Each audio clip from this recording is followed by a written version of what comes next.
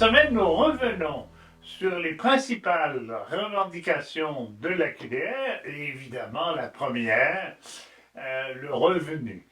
Mais pas n'importe lequel. Et pour parler de revenus viables, on va voir ce que ça veut dire. Bonjour Evelyne. Bonjour. Je disais, c'est pas n'importe quel revenu, c'est un revenu qui est sorti, j'allais dire, de votre pratique, de vos travaux, de vos recherches, et c'est vous qui avez baptisé ça comme ça, à l'IRIS, le revenu viable. Qu'est-ce que ça veut dire? Eh bien, le revenu viable a commencé avec des travaux que l'IRIS a fait sur le salaire viable. C'est un concept qui existe dans d'autres provinces canadiennes ou aux États-Unis où ils essaient de calculer à quel niveau devrait être le salaire pour pouvoir permettre aux gens de sortir de la pauvreté. Nous, on a fait des calculs puis on s'est dit que le principe de revenu viable était plus intéressant parce qu'il permettait de voir vraiment combien d'argent on a besoin pour vivre et ensuite on laisse les gens prendre des décisions en fonction du nombre d'heures pour lesquelles ils veulent travailler, s'ils sont un couple avec des enfants, de choisir comment ils vont moduler le travail, etc. Et aussi, ça prend en considération qu'il existe des suppléments qui sont accessibles pour des gens. Donc, on prend tout ça ensemble et à ce moment-là, on peut voir dans notre condition personnelle, est-ce qu'on atteint le revenu viable ou non. Fait que ça, c'est un peu comment on est arrivé à l'idée du revenu viable. Et qu'est-ce que c'est le revenu viable? Le revenu viable, c'est le revenu qui permet de sortir de la pauvreté. Parce qu'au Québec, comme dans à peu près tous les pays au monde, on parle souvent de pauvreté, et on met des limites. On dit en dessous de cette limite-là, on est pauvre, mais quand on est sur la limite de la mesure de faible revenu ou le seuil de faible revenu, ou même si on réussit à atteindre la mesure du panier de consommation, on vit encore dans la pauvreté. Quelles sont les conditions d'existence qui permettent de sortir de la pauvreté et quel revenu est-ce qu'on a besoin d'avoir pour arriver à ces conditions d'existence-là? C'est ça qu'on calcule avec le revenu viable. Donc, c'est vraiment un revenu de sortie de la pauvreté.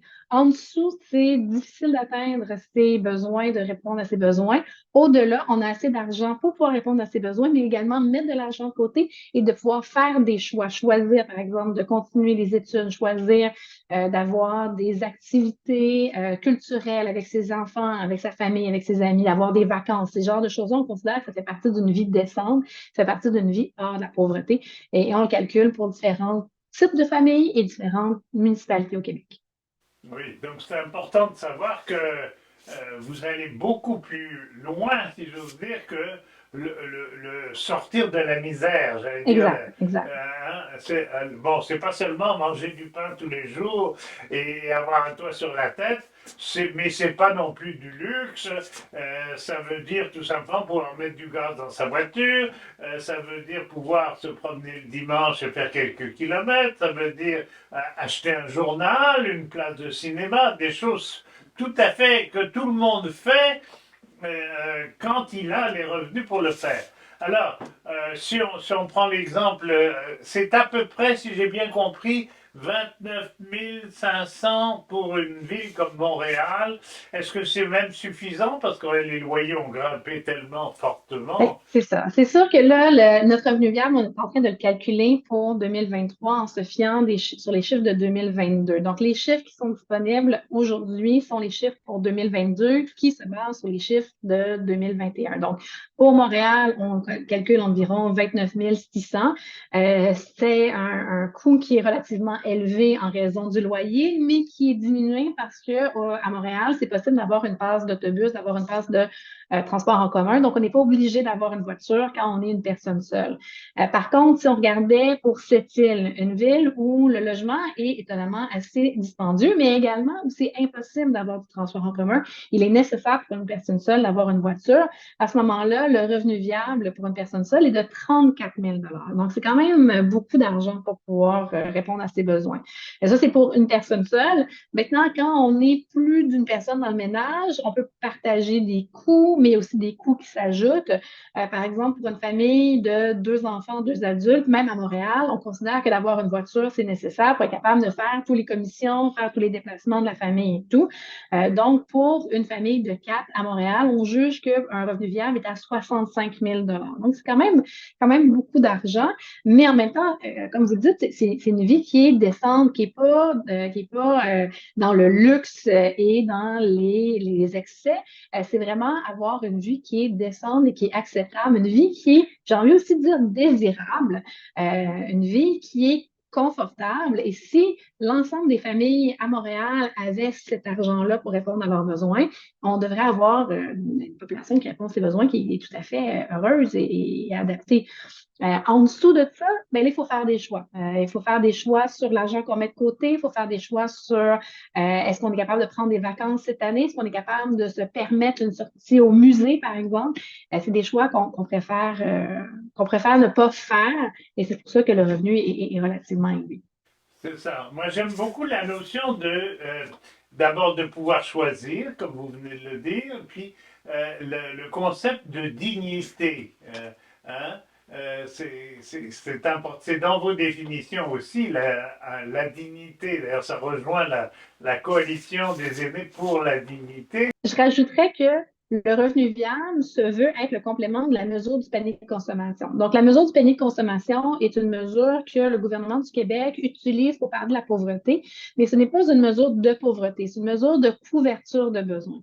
Donc, si on a un revenu qui est en dessous de la mesure de panier de consommation, à ce moment-là, il est impossible de répondre à ces besoins. Sinon, on ne parle pas de besoins dignes, on ne parle pas de besoins décents, on ne parle pas de pouvoir faire des choix, on parle juste d'être en mesure de payer le strict minimum, avoir assez d'argent pour manger, avoir assez d'argent pour se loger, ça s'arrête un peu là. Il y a des postes de dépenses supplémentaires, mais c'est vraiment très, très faible. Donc, si on est en dessous de ça, on est dans l'indigence. Et si on est au-dessus de ça, on vit dans la pauvreté, mais une pauvreté qui est un peu plus confortable, si on peut parler ainsi. Et c'est quand on arrive au revenu viable, qui est aussi un indicateur de panier, qui est aussi un indicateur qui est basé sur les dépenses réelles des gens. Et là, quand on arrive au revenu viable, là, on peut sortir de la pauvreté. Donc, au Canada, si on parle des personnes âgées, justement, des personnes retraitées, la mesure du panier de consommation correspond un petit peu à la pension de la sécurité de la vieillesse et la sécurité du revenu garanti. Mais c'est un petit peu en bas, ça reste très précaire, mais la sortie de la pauvreté, elle est très difficile pour une personne qui n'a pas de revenu complémentaire, qui n'a pas de régime complémentaire. Ça, les régimes publics, le minimum qui est garanti par les gouvernements ne prennent pas en considération un revenu viable ou même un revenu décent pour les personnes âgées. C'est en clair, c'est que le minimum actuellement, et encore pour ceux qui ont pleinement le droit, parce que les immigrants récents notamment se font couper pas mal, le minimum c'est 19 000 à peu près là. Hein? Quand on a fait tout et quand on a réclamé le supplément de revenu garanti qui est pas facile à avoir. Bon, 19 000 et puis vous êtes à 10 000 de plus. Est-ce que vous avez comme c'est correct, c'est même très justifiable, mais est-ce que vous avez des propositions à faire aux décideurs, à l'État, à la société en général? Eh bien, ça, M. Carrette, on a, on a une étude qui va sortir le mois prochain sur le sujet. Alors, je ne peux pas révéler mes secrets. Est-ce que c'est l'étude de la QDR d'ailleurs? Je pense que C'est l'étude de la oui, QDR. bon. Alors, je ne peux pas révéler mes secrets, mais on a des propositions pour pouvoir essayer de voir s'il serait possible de faire un système de retraite au Québec qui serait plus juste, qui prend en considération les gens qui travaillent toute leur vie, mais qui n'ont pas nécessairement les moyens d'économiser, qui n'ont pas accès non plus à des véhicules d'économie, d'épargne qui sont de qualité. Merci beaucoup. Je vais donc lire avec beaucoup d'intérêt euh, l'étude de l'IRIS pour le compte de la QDR qui va la répandre partout, évidemment. Merci beaucoup, Evelyne, et à très bientôt.